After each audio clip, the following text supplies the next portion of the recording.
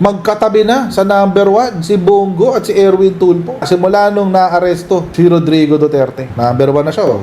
Ibig sabihin yan, mga kotsero, ginatasan ng sobra-sobra ni Bongo ang pag-aresto kay Rodrigo Duterte. Sa lahat ng press con, nandun siya. Sa lahat ng press interview, nandun siya. Simula nung aresto, habol-habol pa siya kunyari kay Digong. Saan nyo dinala si Tatay Digong? Saan nyo dinala si Tatay Digong? Saan nyo dinala? At kinausap pa niya si Jean Fajardo. Sabi niya, saan nyo dadalhin si President Duterte? Tapos nagreklamo siya, tingnan nyo, hindi ako sinasagot. Itatago na nila si Rodrigo Duterte. Uy, best actor. Galing-galing. Tapos, nakadetain. Nasa Villamor Air Base. Ang dami-daming pagkain. Imposibleng hindi nakita ni Bongo na maraming pagkain doon sa Villamor Air Base. Anong ginawa ni Bongo? Ginatasan uli ni Bongo. Anong sabi? Magdadala lang ako ng pizza kay Presidente. Magdadala lang ako ng pizza.